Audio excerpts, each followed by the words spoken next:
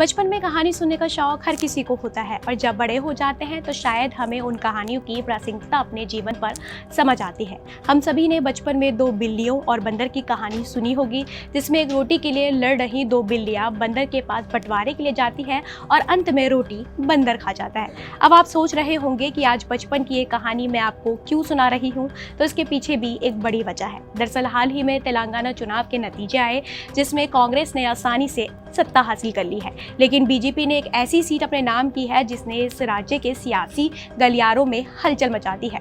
इस सीट पर बीजेपी के उम्मीदवार की भिड़ंत पूर्व सीएम के चंद्रशेखर राव और संभावित सीएम रेवंत रेड्डी से थी, जिसे देखते हुए शायद ही कोई ये सोच पाता कि यहाँ से कभी भी बीजेपी को जीत मिल सकती है। हालांकि जब नतीजे आए तो सभी को चौंकाते हुए बीजेपी के वेंकट रमन रेड्डी ने जीत हासिल कर ली है। अब आप इस कहानी और कामारेड्डी की सीट पर हुई चुनावी भिड़ंत की एक दूसरे से प्रासंगिकता समझिए। तेलंगाना में बीजेपी का कोई खास जनाधार नहीं है, जिसके चलते उत्तर भारत की सबसे मजबूत पार्टी यहाँ की क्षेत्रीय दलों से भी कमजोर नजर आती है।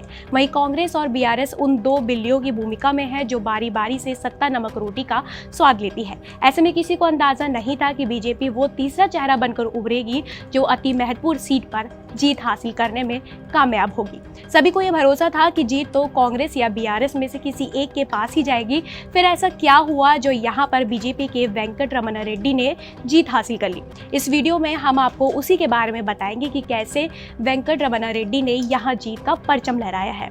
तो बता दें कि साल 2004 में रमन रेड्डी पहली बार कांग्रेस की टिकट पर निजामाबाद जिले के मंडल क्षेत्रीय परिषद का चुनाव लड़े और जीते, जिसके बाद वो जिला परिषद के अध्यक्ष भी बने। इसके बाद उन्होंने अपना सियासी सफर बीआरएस के साथ आगे बढ़ाया, लेकिन साल 2018 के तेलंगाना विधानसभा चुनाव से ठीक पहले ही वो बीआरएस छोड़कर भाजपा में शामिल हो गए। बीजेपी ने भी उनका खुले दिल से स्वागत किया और साल 2018 में ही उन्हें कामारेड्डी सीट से चुनावी मैदान में उतार दिया। हालांकि वेंकट रमन रेड्डी इन चुनावों में तीसरा स्थान पर ही पहुंच सके। इस हार के बाद वेंकट रमन रेड्डी चुप नहीं बैठे और अपनी विधानसभा में ही उसी तरह का काम करते रहे जैसे कि अमेठी में पहली बार हार का सामना करने के बाद स्मृति ईरानी ने किया था और अगले चुनावों में राहुल गांधी को हराकर अमेठी की ऐतिहासिक सीट जीती थी।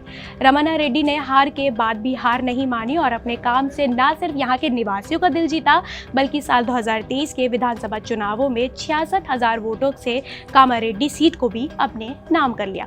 अब सवाल ये उठता है कि आखिर रमन रेड्डी ने ऐसा क्या किया जो बाकी के दो दिग्गज नेता नहीं कर पाए और ये सीट हार गए। दरअसल जब कामारेड्डी टाउन ड्राफ्ट का मास्टर प्लान पेश किया गया और किसानों ने इसका विरोध किया, तो इस विरोध प्रदर्शन के दौरान सबसे आगे जो नेता थे वो थे बीजेपी के रमन रेड्डी, जिन्होंने 8 गांव से होकर जाने वाली इस मास्टर प्लान के 2000 एकड़ जमीन के अधिग्रहण के खिलाफ मोर्चा खोला था। अंत में ये विरोध इस कदर फैला कि चुनावों को देखते हुए सरकार को ये मास्टर प्लान वापस लेना पड़ा।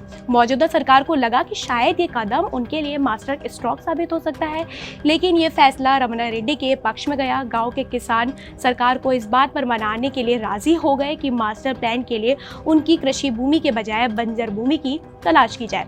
सुनने में ये कहानी आपको शायद साउथ की किसी फिल्म की तरह ही लग रही होगी, लेकिन सच्चाई यही है कि शायद साउथ फिल्मों का ट्रेंड रमन रेड्डी के कामों की वजह से ही बना हो।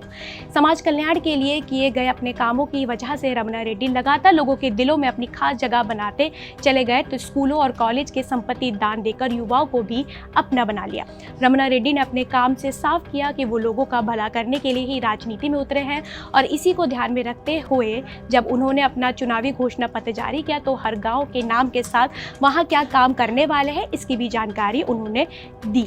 इसका मतलब साफ है कि वो अपने लोगों और वहां की समस्याओं को बखूबी से जानते हैं और समझते भी हैं। इसके चलते अब चुनाव में उनके सामने एक नहीं बल्कि दो बाहुबली नेता उतरे, तो पुष्पा के अंदाज में बिना झुके उन्होंने दोनों को ही अपनी आंधी से उड़ा दिया।